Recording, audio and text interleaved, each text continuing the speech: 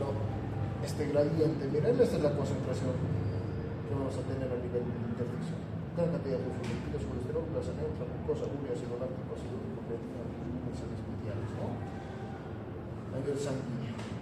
Mientras que nuevamente aquí estamos viendo la equiparación de los cationes, los aniones, los iones intracelulares y extracelulares. El principal ion extracelular y el principal ion intracelular. El magnesio, que se encuentra en mayor concentración, está también a nivel intracelular. En el caso de los aniones, el cloruro es el principal anión extracelular, ¿ya? Y los fosfatos, el principal anión intracelular. También el ácido carbónico, que se encuentra más a nivel extracelular, y las proteínas, que se encuentran más a nivel intracelular. Muy bien, el efecto Dunant. ¿Qué es el efecto Dunant? Básicamente el efecto Dunant es un equiparamiento de las fuerzas de la presión, ¿no? ¿Qué nos dice? Los cationes son superiores en el plasma que en el intersticio. ¿Ya? Muy bien. ¿Qué quiere decir eso? 2%, por un 2%, los cationes son superiores en el plasma sanguíneo que en el intersticio.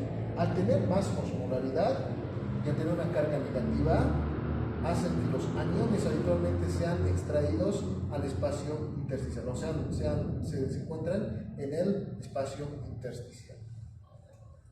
No entendí eso muy bien. ¿Qué nos está diciendo? Acá en el vaso sanguíneo, vamos a aumentar el tratamiento. Acá está nuestro vaso sanguíneo. ¿Ya? Nos está diciendo que existe un equiparamiento de proteínas. Entonces aquí se encuentran proteínas, aquí se encuentran proteínas. Este se encuentra una.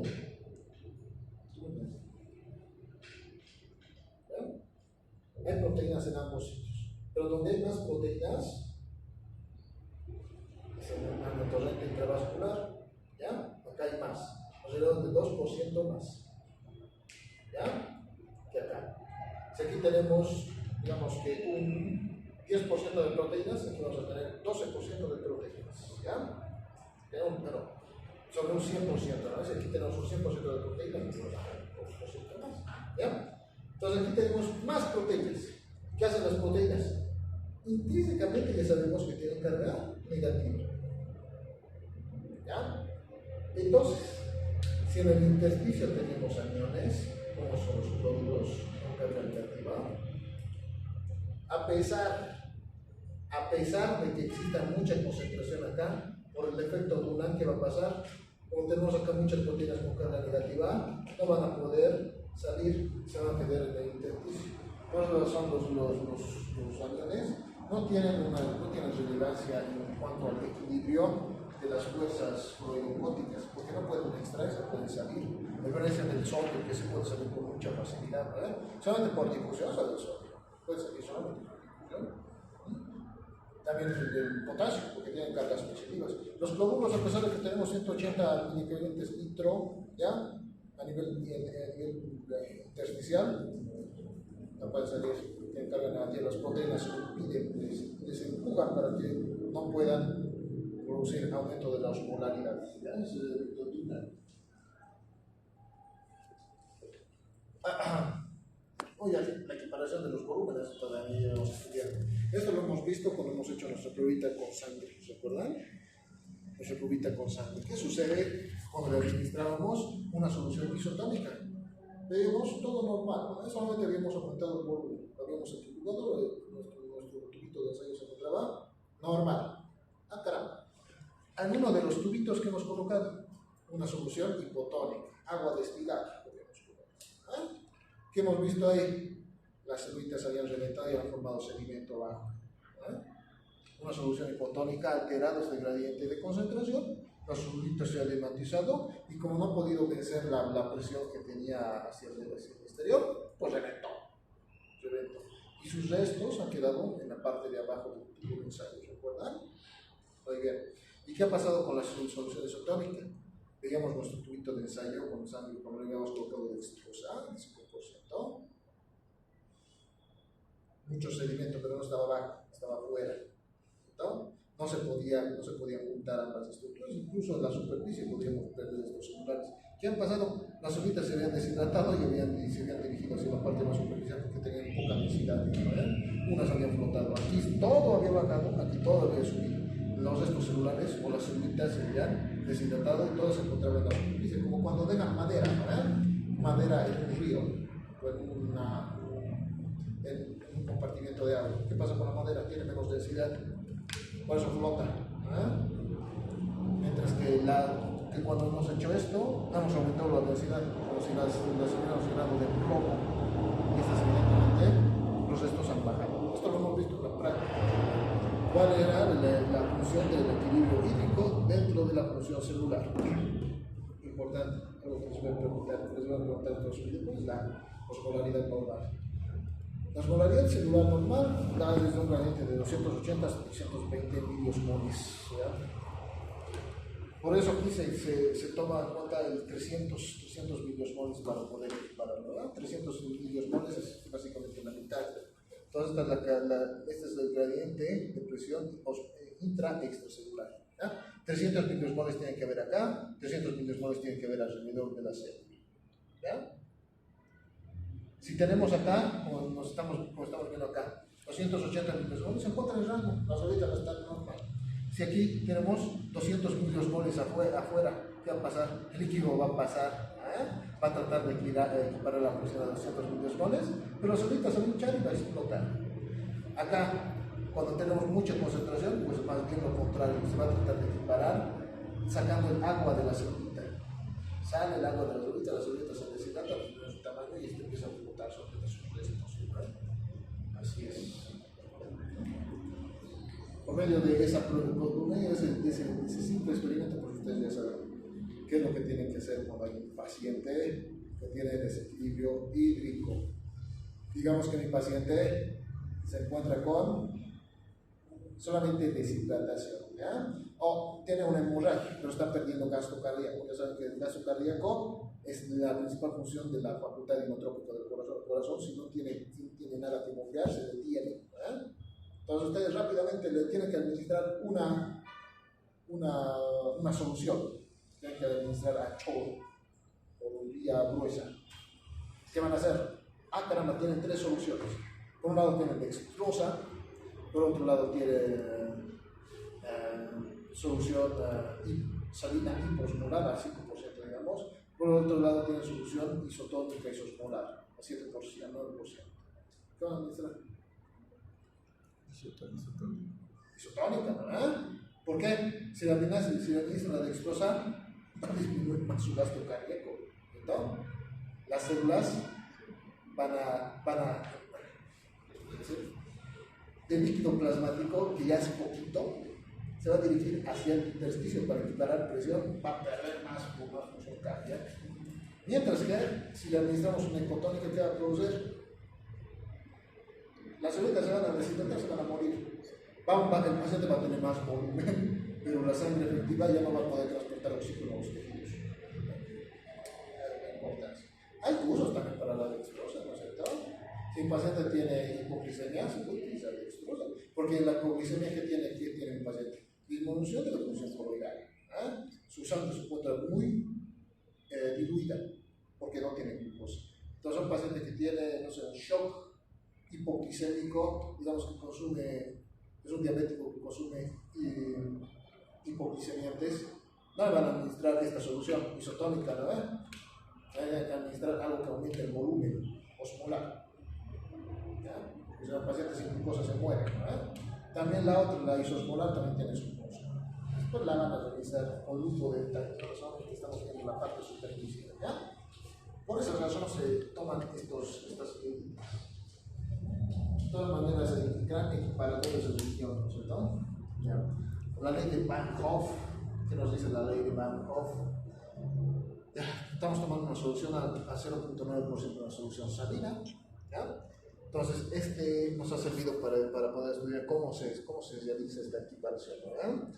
Tenemos 58.5 gramos milimoles es el peso molecular, que se calcula por osmoles litro 0,154 por 2 osmoles. Como el cloruro de sodio de esta solución tiene dos iones que es cloro y sodio, esto lo vamos a multiplicar por 2, total nos da un gradiente de 308 miliosmoles por litro. Esta es la concentración que tiene la solución fisiológica. ¿Ya?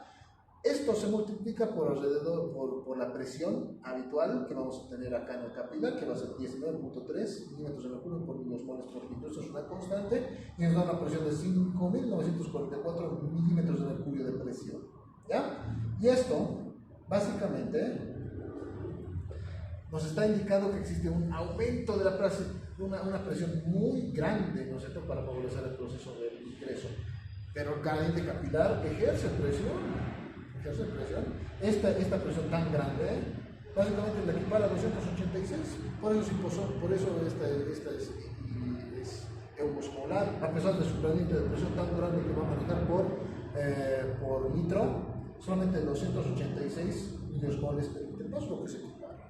¿Ya? ¿Y qué es lo que equipara esto? ¿Qué es lo que equipara esta concentración? Las fuerzas, que vamos a ver a continuación.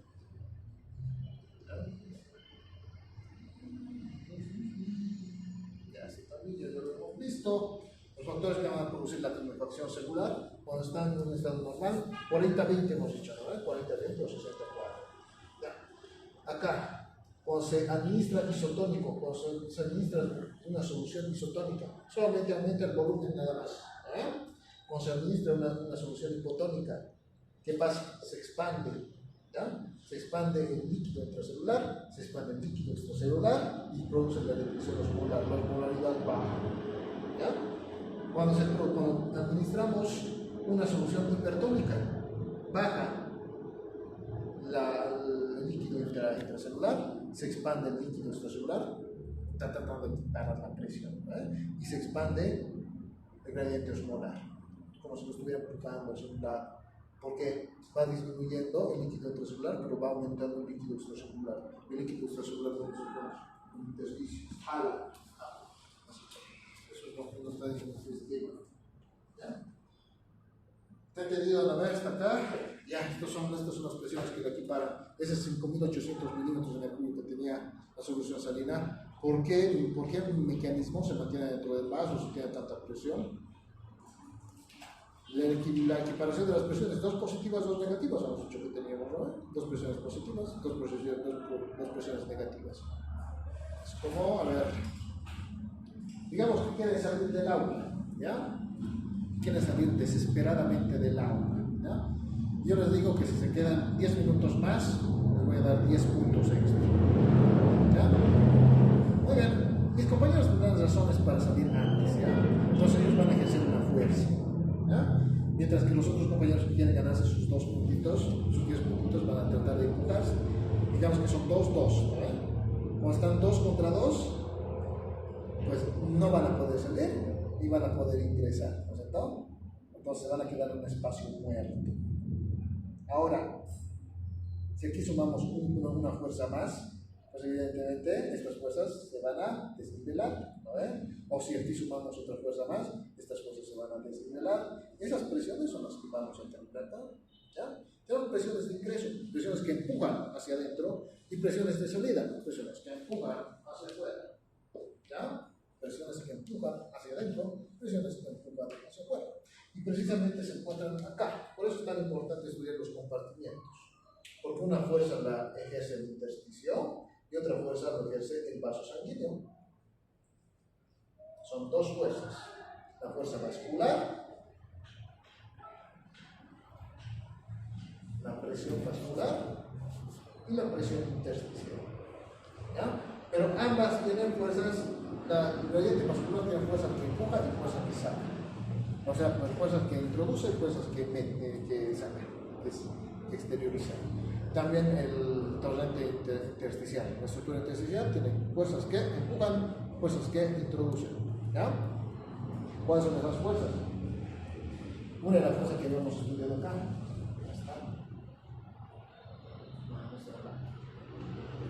Dos fuerzas son de dos zonas y dos tipos de fuerza. Una producida por las proteínas, estas que estamos hablando balance de Dunan, estamos hablando de la fórmula de Dunan, las proteínas, y otra va a ser la presión mecánica. Dos presiones, ¿ya? Pero ya saben que en medicina nos gusta complicarnos la vida. La presión mecánica se va a denominar hidrostática. Ese es su nombre. Y la presión molecular por parte de las proteínas se va a denominar presión oncótica. Oncos, que viene de vaso. Las proteínas las vamos a encontrar en los compartimientos de los hechos, ¿cierto? Onco quiere decir vaso o espacio, compartimiento. ¿Ya? La fuerza del compartimiento, la fuerza de la presión mecánica. ¿Entendido? Ya. Entonces tenemos dos tipos de presiones, hemos dicho. La presión del vaso sanguíneo,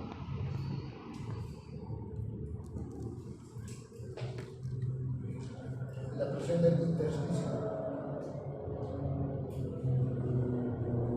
Aquí haremos un cuadrito.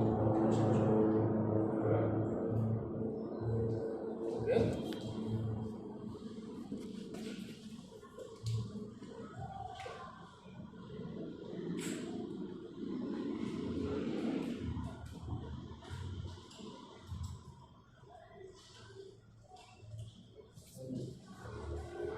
Estas son las presiones que deben ocupar.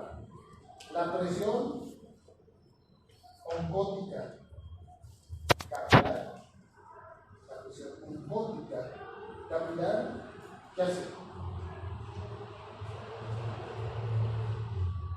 Introduce.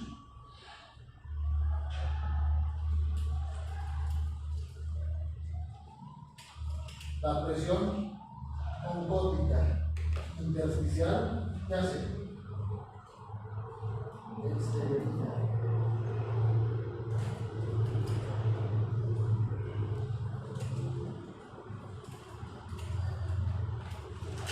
La presión hidrostática capilar, ¿qué hace? Exterioriza.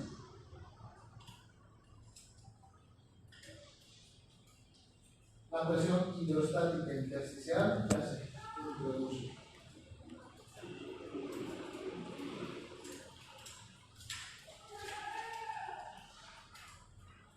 Tenemos dos presiones positivas. Esta es una presión positiva y esta presión positiva. Y dos presiones negativas. Dos presiones negativas y dos presiones positivas. El capilar tiene dos presiones. El capilar tiene la presión oncótica y la presión hidrostática. También el intersticio tiene una presión oncótica y la presión hidrostática. La presión oncótica por las proteínas, por las proteínas, ¿qué hace? Exterioriza el líquido. La presión hidrostática del intersticio, todo lo contrario, introduce el líquido por un gradiente osmolar. ¿Te has entendido? Sí. ¿Bien entendido?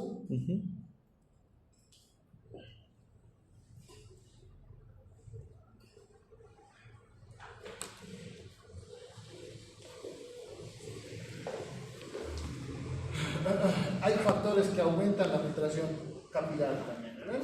Se aumenta el gradiente de filtración capilar como en el caso de reacciones alérgicas, infecciones, alteraciones inflamatorias, sustancias tóxicas. Puede lesionarse esta pared, ¿ya? Puede lesionarse esta pared formando un compartimiento adicional, una comunicación entre compartimentos. Entonces, evidentemente, solamente por la presión hidrostática puede llegar a grandes concentraciones, ¿verdad? Por ejemplo, nos pica una abeja, nos pica una abeja. ¿Qué sucede a los minutos? Se ha producido, por un lado, un trauma, ¿verdad?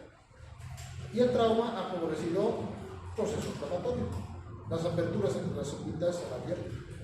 Al abrirse las aperturas intercelulares, ha permitido el paso de sangre. En cuestión de 2 minutos ya tenemos acá nuestro edema inflamatorio, ¿no? Pero esto no es por desequilibrio de ninguno de estos componentes, básicamente porque se ha producido una estructura tóxica, se ha liberado y ha desencadenado un proceso de trato. También hay el aumento de la presión hidrostática capilar. Cuando aumenta la presión hidrostática, la presión hidrostática capilar que exterioriza el agua, ¿qué vamos a tener? Más cantidad de agua, ¿dónde? En el intersticio. ¿Ya? Porque el agua que sale de acá no desaparece en un agujero negro, ¿no? ¿Verdad? No desaparece. Más bien migra de un compartimento. Si aquí sale, si sale el agua de estacionar, ingresa acá. Si el agua sale de estacionar, migra acá. Entonces es como si estuviéramos dando vueltas.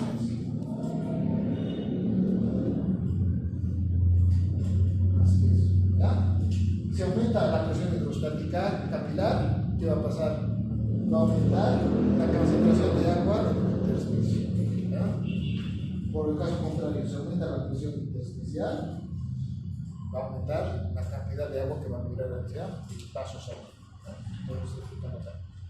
La reducción de la presión coloidocótica del plasma, otro factor, ¿no? Estaba explicando en la clase que las proteínas son muy unidas entre sí, ¿no? Impiden que moléculas puedan salir, exteriorizarse hacia un espacio menos denso, incluso desobedeciendo el gradiente de concentración. Las proteínas mantienen la osmolaridad, ¿no? Un ejemplo que es clásico, el vasito de gelatina. Contiene un vaso de gelatina, no va a salir nada, no va a salir el líquido. ¿Por qué? Las proteínas se encuentran unidas entre sí, impidiendo el paso del agua. ¿Ya? Lo mismo pasa en el vaso sanguíneo. Pero si bajan las concentraciones de proteínas, o sea, la presión hipótica, esta presión hipótica, si baja, ¿qué va a pasar? El agua va a poder pasar hacia el siguiente espacio. ¿No? Si baja, acá están las proteínas, se va a producir también una migración de un espacio a otro de los líquidos. ¿Ya? Esa es otra función. Después, el aumento de la presión coloidocótica del intersticio también, eso ya hemos dicho lo mismo, ¿cierto? Aquí estamos viendo la fuerza intersticial. Si aumenta la presión coloidocótica del intersticial, evidentemente, ¿qué va a hacer? Se aumenta a la agua. Ya. ¿Está entendiendo, no? Sí.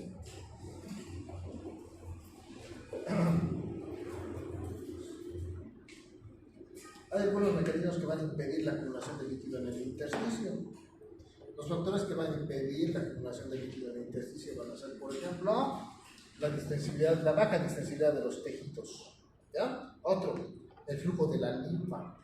La linfa impide que se acumule el líquido porque es como un drenaje. ¿Ya? Cuando hay mucho líquido a nivel intersticial, en un edema, el conducto linfático es como capta ese líquido y lo lleva nuevamente en la circulación venosa. ¿Ya? 10 a 50 veces puede aumentar su función. ¿Ya?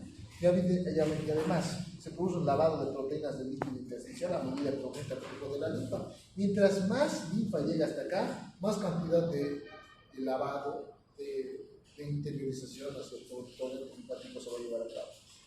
Estos son los más importantes, los linfáticos. 7 milímetros de mercurio, 7 milímetros de mercurio de presión. La distensibilidad de los tejidos no juega mucho acá, pero igual, 3 milímetros de mercurio.